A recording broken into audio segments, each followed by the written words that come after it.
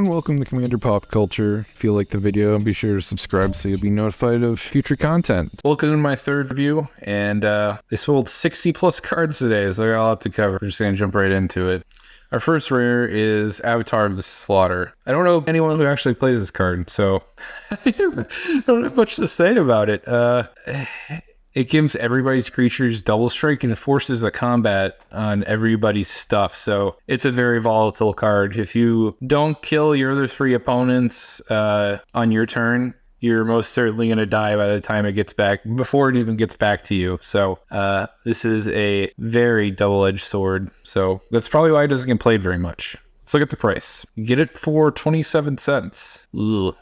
You can already hear the rioting in Reddit. Our next big rare 8-drop is Lorthos the Tidemaker. Another card that I rarely see taking up a rare slot. You not only have to invest 8 mana to play him, if you want the sweet attack trigger of tapping 8 permanents, you have to pay 8 mana.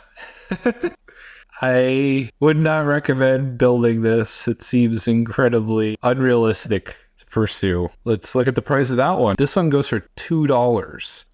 Wake the Dead. I actually am a fan of this card. I think it's criminally underplayed for what it does. You pay X and double black, and you can only cast during combat of an opponent's turn. So it's like a pseudo combat trick, but you don't really care about the combat trick of blocking stuff. You care about the ETB triggers, and more importantly, they come back for a turn, and then you sack them at end step. They don't get exiled, so you get all those death triggers as well, and your graveyard remains untouched for you to reanimate stuff again. I have played this card in numerous aristocrat decks and killed people, not only just in like the combat, but also on the end step trigger when everything dies. If you never tried it, I would give it a shot. I think people will really enjoy this card. Let's take a look at a price. $4. Like I said, I think this card's criminally underplayed, and for $4, and it's only on one printing since Commander 2014, it's a super good card. It has my seal of approval. Our next rare is Wretched Confluence. I haven't played a Confluence in a long time. I think this is also a bit of a dud. If they're printing one, they're printing them all. This is good in limited and in decks that are on a budget. There's just so many things you could do better for 5 mana. Like, this card does a little bit of everything, just nothing well. So this doesn't get me excited at all. Yeah, $1. I wouldn't be surprised if all the Confluences are around $1. Neheb the Eternal, and it's getting a sweet full art. See, I tend to like these pastel backgrounds if it matches up well with the color identity of the card. This one's orange, but look how sick this skull looks. I can't get enough of this version. This card hasn't gotten a reprint in a long time. It's probably, I think it's a really expensive mythic at this point. Hour of Devastation has a really warm place in my heart, mostly because when I deployed to Afghanistan, I was there for the Amonkhet block, and I was there for the Ixalan block and Eldritch Moon. I did go over that, not in order, but those 5 sets are very near and dear to me because of my time there. And I just want to make a shout out for BAF Draft and my fellow military members that spent time over there. So let's look at the price. The cheapest one you get is $20. And like I said, it hasn't been printed since. The reason why this card is extremely good is you get an exorbitant amount of red mana on your second main phase based on how much damage your opponents have received. It's real nice of him to help me out. Oh no. Here, try this one. Hey, Clark. Are you okay? Yeah. Sorry. No pain, no gain. For an example that I run this in is Perforos. You, just him alone, he hits the table and you do 2 damage to everybody, so 6 total. And then you go to combat and maybe you're lucky to hit someone else.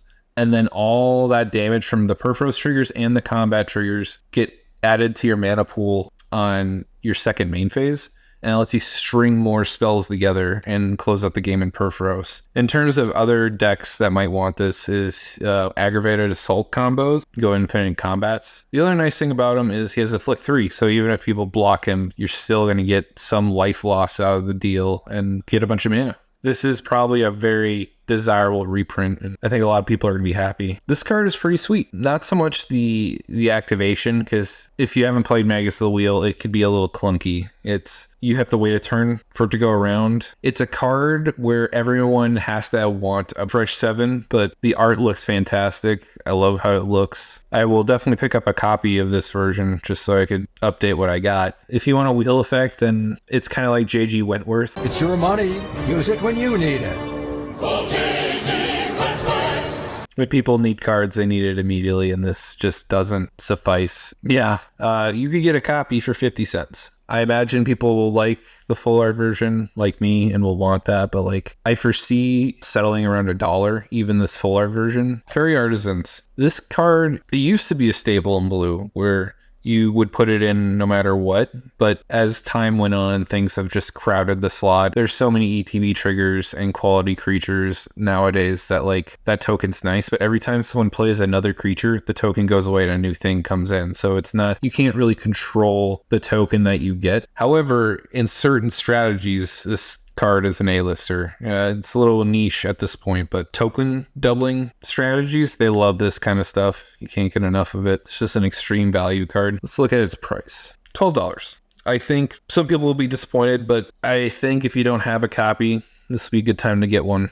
I run this in my Volo deck because I get 2 copies of him on cast, and then I make 2 tokens every time someone plays anything, so it gets incredibly insane value off of it. And if you have a Volo deck and you have a fairy slot open or an artificer slot, give this a shot. It's really good. Now, this is a pretty sweet banger. X1R Lens is a staple in monocolored decks, and this card has specifically warped multiple formats since Mirrodin when it first came out, because it basically made regular basic lands obsolete, or it could kind of catch people with their pants down, because on the imprint trigger, you exile a target land, and whenever you tap a land with the same name as the exiled card, it taps for an additional mana. So it's symmetrical, but you could get around it.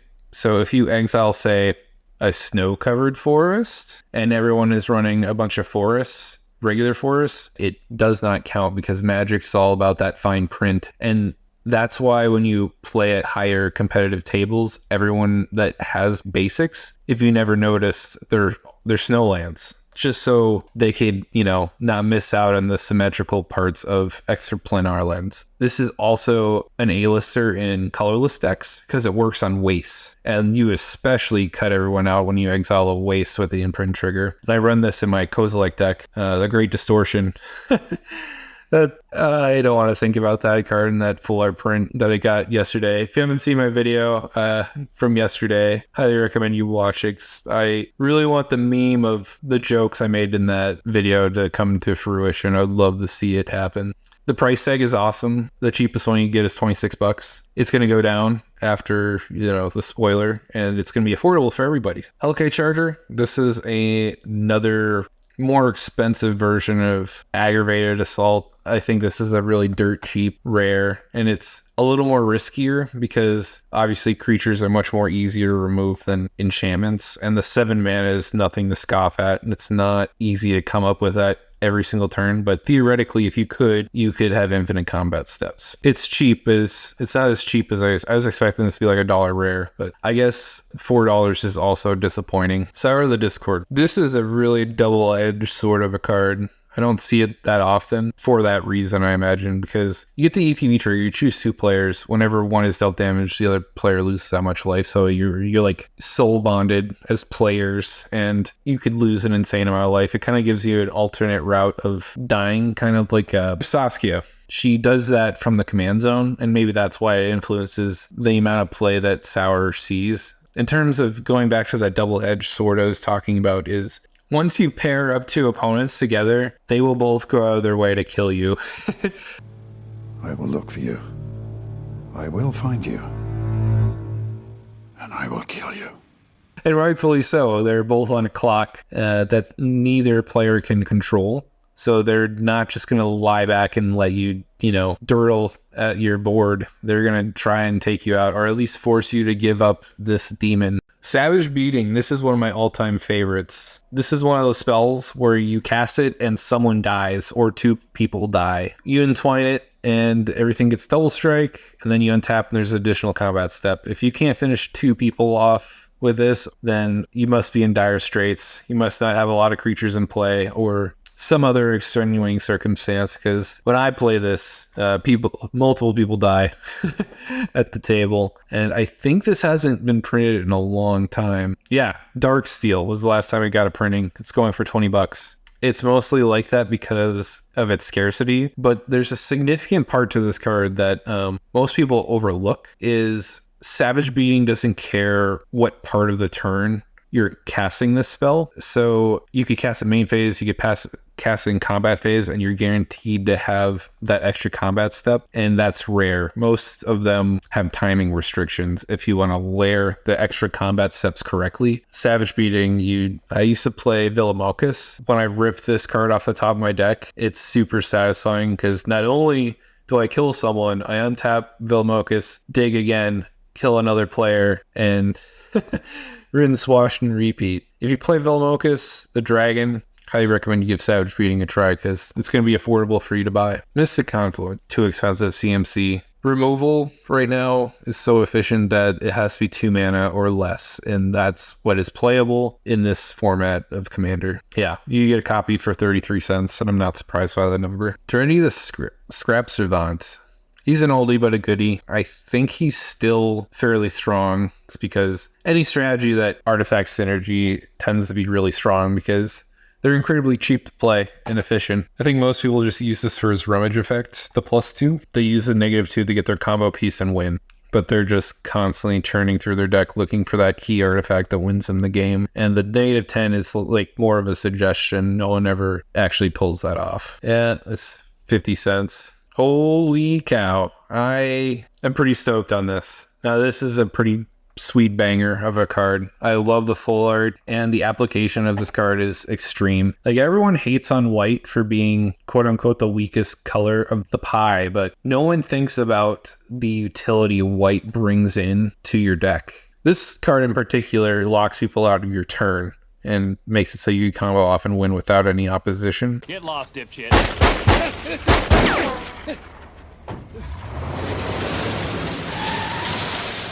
White does that the best. Between Grand Abolisher, Silence, and Ranger Captain of Eos, those 3 are usually found in every CDH deck that includes white for the reason of keeping people out of your turn. Most decks depend on effects like this, and if they don't have white, they'll play other things to get that effect at a far less efficiency. So like the Teferi Creature, the 5-drop, Tidal Barracuda, they're just expensive alternatives that you're kind of forced to play if you don't have white. The nice one that's more universal is Conqueror's Flail, but if you're in a control deck, you'll rarely have a creature in play for you to take advantage of. And if you try to equip it, people know what you're up to and will try to interact with you while the equip trigger's on the stack. Every time I play this card or Silence or that Knight, people know something terrible is about to happen and they have to interact with me on the stack. Otherwise, they're going to lose the game. That's how these cards are played. $22, and rightfully so. He's one of the best. I am excited for that full art. For the longest time, when they weren't doing any like special iterations, like in the early Modern Masters sets, they were flubbing because everybody playing Modern had their copies already. So like that's why the cards weren't selling well, and people were pissed off about cards in their collection turning to dust. When you include full arts that are desirable, like this, not like the other crap that we've seen up to this point, not only do the collectors have something to look forward to, but more players can afford to buy in and play at more competitive Magic because of these reprints. So this was overdue. Good job, Wizards. Got Ashling Pilgrim. I don't see this card anymore, and I think it's been printed a lot, so it's probably a really bad one. She's a good mana sink. What happens is you keep pumping 2 mana into her and she gets a counter after a 3rd time that it's resolved in a single turn. You remove all the counters and you deal that much damage to each creature and each player. So you could potentially nuke the board by stockpiling it up to 2 so you don't kill herself, and then you just repeat that process around the table. If you have that much mana to be dumping into it, it's a little challenging to do, but you have to pull that panic button on the 3rd counter. It could be a little dicey because the ability has to resolve. So people can interact with you when it's on the stack. And if they kill it say you put 2 counters on it and you go to put on the 3rd counter, the ability still hasn't resolved. So someone responds and tries to kill Ashling Pilgrim. And it's like, oh crap, I have to pay more mana into this again. And, just so I can sack it. And most of the time you don't have that mana. All that investment in time just turns to ash in the wind.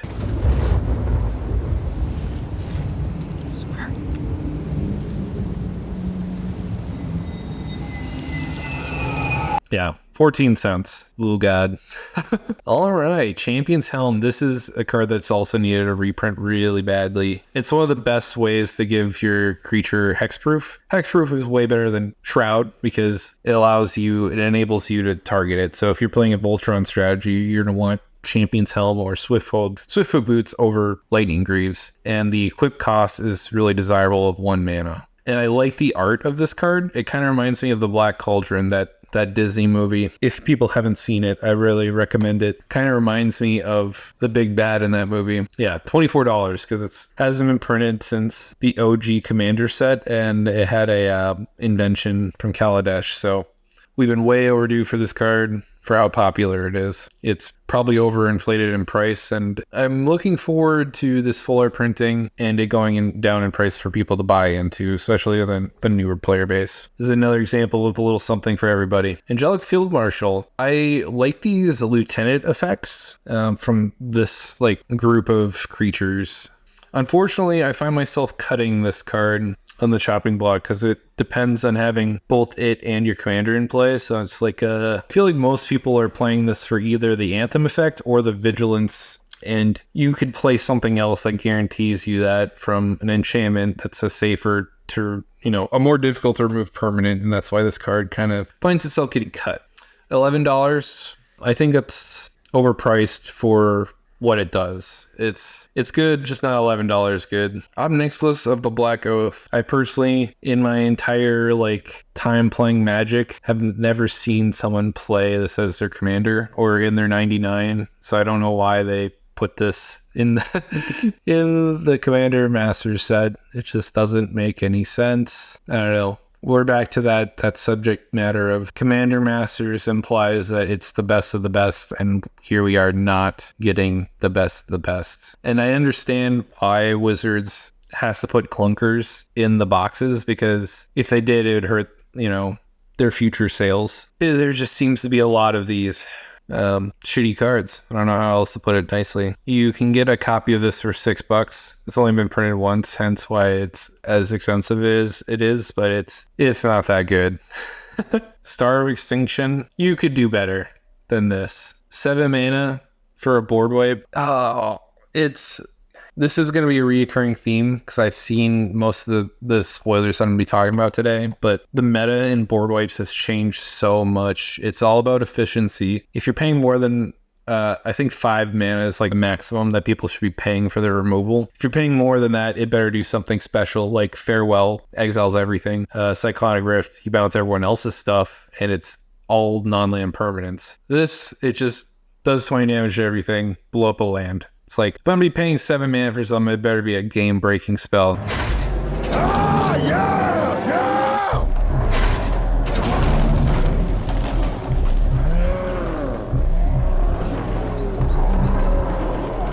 And this just isn't it. I imagine this is less than $1. Oh, $2. You doubled my expectations. Okay. Let's talk about board wipes in red, exclusively red. Chain Reaction does this better for 4 mana, and Blasphemous Act does this for most of the time 1 red mana, and that's a pretty affordable board wipe right now. Kind of want to look it up now. $2. It's the same price. Why would I play Star of Extinction when I could get Blasphemous Act for $2? What a joke. Cyclonic Rift, I already told you all the good stuff. I guess there's some more. It has a lot of flex because you could pay it for 2 mana to bounce a single target. If you're in a jam or about to lose a game and you're tied with mana or tied up in mana, that 2 mana flexibility is looking real nice. And I think I've seen more people save their skin with 2 mana than I have for 7. I think this is also something that's needed a reprint. Yeah.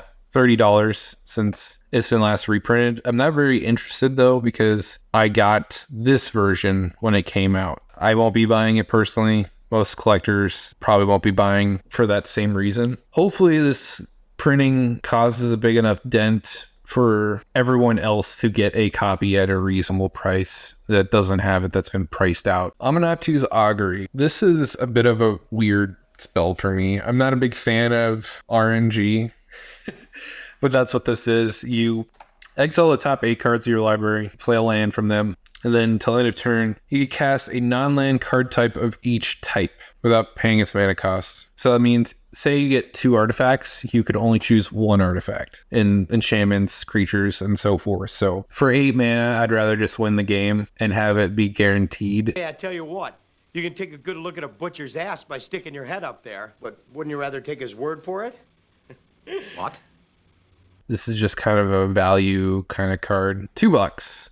Almost Collector's getting another reprint. It's particularly good against wheel decks because obviously you steal everyone else's draw. Instead of them drawing 2 or more cards, you each draw 1 instead. So your opponents will draw 1 while you draw 3, essentially, and it just stops those types of shenanigans. The only thing that kind of sucks about it is it's not a good solution for everything. So like it doesn't answer Mystic Remora, it doesn't answer Consecrated Sphinx, it doesn't answer Rhystic Study. It's just not a catch-all, and it's a $5 card, and I think that's way more appropriate for what it does. Strikes with Maw of Flames. He does 4 damage to one thing and 3 damage to 2 other things, so he's basically like Flame Tongue Kabu dual-wielding lightning bolts. Sure, this is a big dumb Timmy card. Yeah, you get one for 90 cents. Heroic Intervention. Now, this is a card I've been excited to talk about, mostly because I think this card is overrated. Lately, people have been metagaming against this card, or it's just not good enough to answer some of the best board wipes that are in the game right now. So, for instance, I metagame against Heroic Intervention. I specifically choose removal where I cannot get got by this card. I play things like Toxic Deluge and Meat Hook Massacre, Cyclonic Rift, Farewell, Evacuation, whatever. If it bounces or exiles or messes with the toughness total, I'm playing it over your traditional Wrath of God effects. If I'm playing the go wide strategy and I'm in green, I avoid this all the time. It's like, you know how this kind of replaced Rapid Vigor? I feel like there are other spells replacing Heroic Intervention. Phasing your board out is the new hotness, mostly because it beats those board wipes that people are metagaming against, or that I've talked about just now. Well, you're playing Teferi's Protection, they're playing Clever Concealment, and then they're playing that Knight that phases out all your creatures. The Knight is particularly debilitative to Cyclonic Rift, because if someone's whole deck strategy is just to loop friggin' Cyclonic Rift, that Knight just counters that plan so badly because you phase out your whole board. The Knight's the only thing that's in play when Cyclonic Rift happens. The Knight gets bounced back to your hand, and then when it comes back to your turn, all your stuff phases back in as if nothing happens. And if they try to do that crap again, you got that Knight lying in wait just to do it all over and piss them off. You could get a copy for $13. This card's overrated. It's not worth $13. White has the better protection plan. That color that no one likes. This feels really weird. Who the hell plays Boom Pile in their commander decks? There's a couple that like care about flipping coins, but I don't think they would risk blowing up their whole board in the process, because coin flip decks really value their permanence because there's so few of them that flip coins. Why would they put their coin flipping in jeopardy, their whole strategy in jeopardy to this one card? And then this falls into that lousy board wipe category. Even in colorless, I wouldn't play Boom Pile. I'd play All Is Dust and Ugin are my go-to when I'm in a colorless strategy. And then 75 cents. Excellent rare. Godo, the Bandit Warlord. This is an oldie and a goodie. If you want to get into CDH on a budget, this is your in. It's very boring strategy, albeit you just tutor Helm of the Host. He enters the battlefield, search your library for the equipment, put it into play, and then when he attacks, you get an extra untap all your samurai and himself. So if you have Helm of the Host attached to him, you make a new copy of Godo and you get infinite combats, and you just, if the board is a little cluttered, you attack the most open players first, get a big fat board of Godos, and then save the player with the most creatures for last, and then you'll probably go wide enough to finish off the last player. What is best in life? To crush your enemies, see them driven before you, and to hear the lamentation of their women. And that's how Godo works. It's not all that impressive to do. I think people will find you a little annoying, but if you wanted to get in, this is an old school combo. $5, another disappointment. Cult of the Primal Hunger. Just another big dumb creature with trample. It's kind of sad that we're in a place in Magic where stat blocks don't matter, because everything's so efficient. It's like, cool, you played a 12/12 dinosaur? No big deal, I'll just kill it for 1 mana. Like, you could do the cost reduction and play it, but like, I don't know, you're still jumping through hoops, you're still getting that power into play, so you could cast them. And at that point, this feels like a win more card. Because if you have a creature with 10 power in play, and you're still struggling to close out the game, what do you need a 12 power creature for? This is the one I have. I love it. It's got I have the same shit-eating grin on my face. You could get a copy for $4.77. What is this one going for? This Secret Lair is going for $8. I don't see why you would get this, or you wouldn't get this over getting one of these. I think the $8 is worth it to me for the good laugh. And I don't know, I like the art style. Finale of Devastation. This is a banger.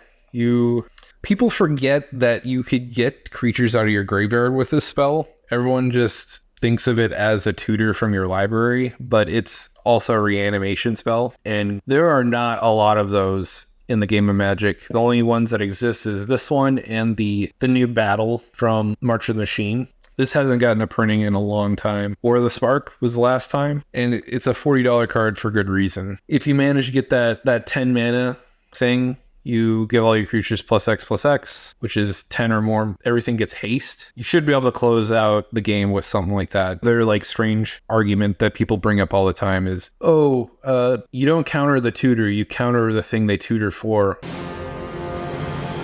Really?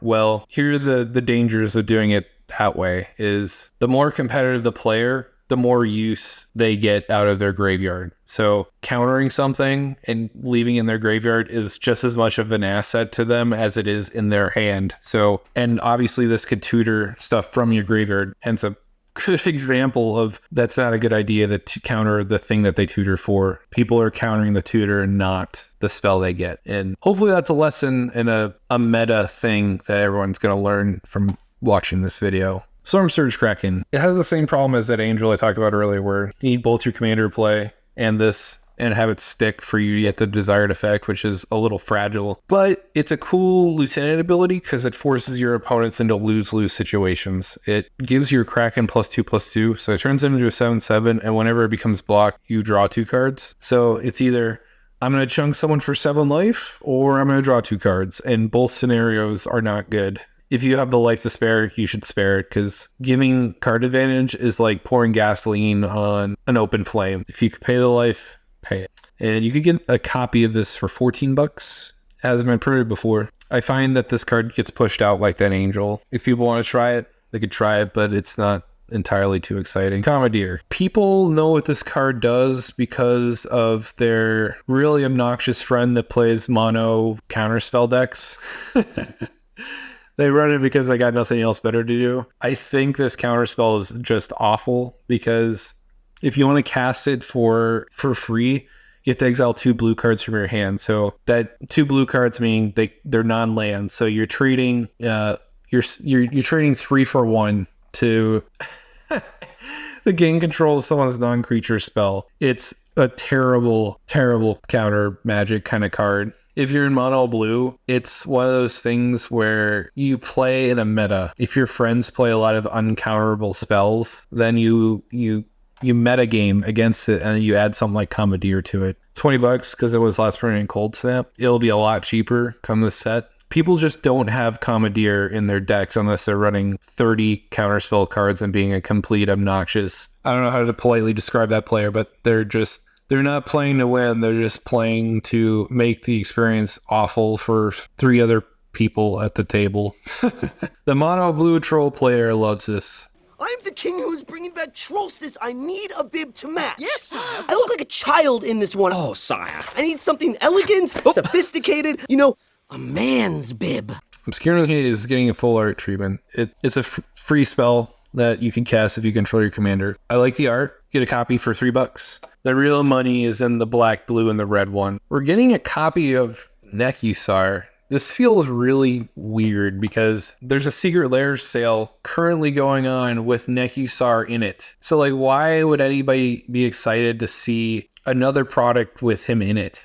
Like, I don't really understand. And that Nekusar is bomb looking, the Secret Lair one. Let's just take a look at it. Yeah, I bought this because I think it's awesome. You could still buy it in Secret Lair website, but why would I be excited about this? It makes me wonder if the entities that control Secret Lair and the entities that control regular sets are just completely separate.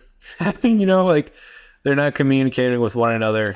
It just feels like a waste of a slot to be adding this into Commander Masters. I don't know what the hell they were thinking. I have zero interest in this. When I have this on layaway, I'm just waiting for it to be shipped. What a silly thing to put in this set. Experimental Kraj. I call it the jump through hoops ooze because that's all he does. Because you want to pile on all the stupid abilities onto this creature by putting counters on other stuff. Or having creatures come in with counters so Experimental Kraj could have those abilities. I haven't seen this played as a commander or in the 99 in a long time. I know there's a lot of combos around it because if you put counters on specific creatures, stuff that untap it. So Devoted Druid in particular, because you untap it to put a -1/-1 counter on it, and then if it has a +1/+1 counter on it, the counters fall off and it effectively resets everything. And you make infinite activations that will close out the game. It's just extremely hard to do because it's 6 mana to play him, and then you have to get all the pieces into play, and then you have to put counters on them. It's just a stupid challenge to impose on yourself. It's been a while since it got printed. You could get the original Dissension one for $360. It's only worth that because of how little it's been printed. It's a bulk rare though. Okay, another good banger. I love Orin Frostfang. We already talked about putting people in terrible situations. This card also does it. People make the argument that Toski is better because it's 1 mana less and it's indestructible. But I think the 1 extra mana to give all your attacking creatures Death Touch is worth sacrificing indestructibility and increase of cost, because you force people into, thinking real long and hard about blocking or not blocking. If you want my advice, if you have this and a bunch of creatures coming your way, just block. More gas equals more misery for yourself. Shh, darling. Trust me. God's sake. It's for the best. Just pray to God someone takes care of this thing, or I think you're getting it at a steal at 15 and you're going to be getting it at an even better steal come when the set releases. Kindred Dominance is getting full art treatment. This is another board wipe that's just inefficiently costed. God, we saw one good board wipe. If you're playing a tribal deck, you should just be stomping everyone else at the table, and if someone is doing it better than you, you kind of deserve to lose. That's just... There's no other way of saying it. 7 mana for a sorcery speed board wipe is just awful. $33 since it's only been printed since Commander's 2017. This card's overrated. I've never seen anyone play this card, mostly because the people I play with are extremely competitive, and they themselves would agree that this is an awful card despite it being asymmetrical. It's too expensive CMC wise, and it's too slow. If you need a board wipe, you need it now. Call JG Wentworth, baby. Heartless Hidetsugo. This is one of those time capsule cards. I haven't seen someone play this in a long time either. I hate that. We're getting these commander cards that were good almost a decade ago. That's how long these commander products have been coming out for. And we're getting stuff that just doesn't matter anymore. I don't understand how stuff like this sneaks through the cracks. You could get a Betrayer, the OG Betrayers for $350. It's not even worth that price because it doesn't have haste. You're telegraphing what you're going to be doing for a full revolution of the table, and no one's going to be excited. If they can't remove it, everyone's going to be jumping on trying to kill you so they don't get affected by this permanent. Really? I would like to hear in the comments below how many people actually still play Chromatic Lantern. I think the only time it's an excuse to play this card is in 5-color decks. But now that we have the World Tree, where you don't have to make any mana investment at all, it's just pushed Chromatic Lantern out. And we have so many good mana rocks or mana fixing for 2 mana or less. And mana bases are so flexible that you don't need Chromatic Lantern anymore. And this is a waste of a rare slot. It's even in my multicolor decks where I'm playing 3 or more colors, I have a hard time including basics, because the mana base that's available to you and for the monetary cost, it's so good. It's the best time to be playing 3+ color decks because the mana base is so cheap. You don't need the OG dual lands to be competitive anymore. Thus, Chromatic Lantern is just a relic of the past that doesn't work anymore. It's not valuable anymore to anybody. It's not worth $2.50. This is $1 or less. There's something better than this for you and the Immortal Sun. This card feels really weird to me. When this card was important back in Rivals of Ixalan, Planeswalkers were an unmolested kind of archetype, and it's because there was a distinct lack of interaction for Planeswalkers. People were just begging for anything to interact with Planeswalkers. We've gotten so much cheap interaction for Planeswalkers that this is a meaningless spell nowadays. Yeah, it's a dense thing. Like, you get to draw an additional card, spells cost 1 less, creatures get an anthem, but like, that is so negligible. It doesn't do anything particularly good. Like, I could get a coupon from a Goblin Electromancer for 2 mana and for 50 cents. I can get an anthem effect for 2 mana for 50 cents. I could get an additional draw trigger from a Keen Duelist or Phyrexian Arena for $1 or $2. And then now we have interaction for Planeswalkers. And if you're in white and you're not playing Spark Rupture, you get on that train, man. If you want to metagame against your pals that are playing a bunch of Planeswalkers, because that spell is just kick-ass. Like, it's a stacks piece that cantrips, and it's got 3 CMC. Not many spells that interact with Planeswalkers cantrip or is 3 CMC or less. Spark Rupture goes for $1.50 at its full art version. This card may have Immortal in its name, but not in its uses. $20. This card is overpriced. It's overrated. Wizards doesn't know what players want because they don't pay attention to the things that they make. Fiery Confluence, another $1 Confluence, I'm sure. 43 cents. If you're on a budget build, hell yeah. Not so much. You could do better. If you want to mess with artifacts or you want to mess with creatures, play Brotherhood's End. Now that's a banger of a modal interactive spell. You get either 3 damage to all creatures or you destroy all artifacts. Give it a try if you're unaware of it. I think Brotherhood's End is dirt cheap. Yes, so you can get and play Brotherhood's End for $2.79. Thrawn Dynamo is getting a full art at a uncommon.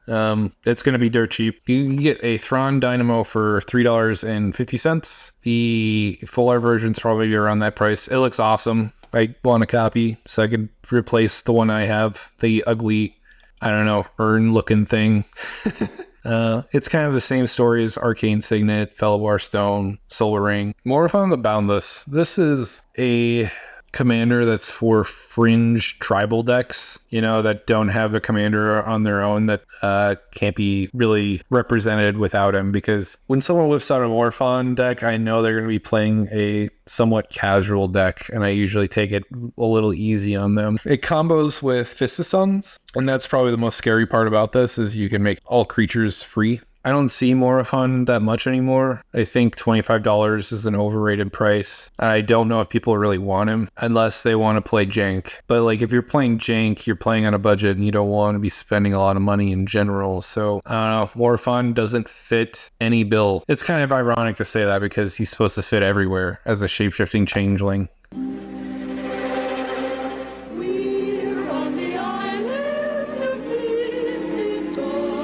Sidemaster Thopterus as a commander, you have to be worried about losing to a combo, and a lot of it revolves around Sword of the Meek and some kind of sack outlet which he has on him, but normally it's like KCI or Phyrexian Altar kind of stuff. So be wary. If someone casts Sword of the Meek and this is in play, you need to hit the panic button and do something. $1. Alrighty then. We'll just throw that to the giant pile of disappointments. Nesting Dragon. We haven't got a copy in a long time. It's pretty rare because of how little it's been printed. I see this mostly in Mala cares about eggs. So whenever the egg token you generate off of Nesting Dragon dies, you get an outlet trigger. And that's the home for this deck. I don't know if it sees many other homes. You get it for $8. And it's only that price because of how little it's been printed. It's good, but it's not $8 good. It's not a bulk rare either, so I don't know if people are excited or not, but I think budget builders will be happy with it. The last one, Torrential Gearhulk. It was already affordable, so I don't know what the importance of giving it a reprint is. It's particularly good at 101 Commander or Canadian Highlander because not only do you 2-for-1 people with the free spell from your graveyard, but you get a threatening attacker as well.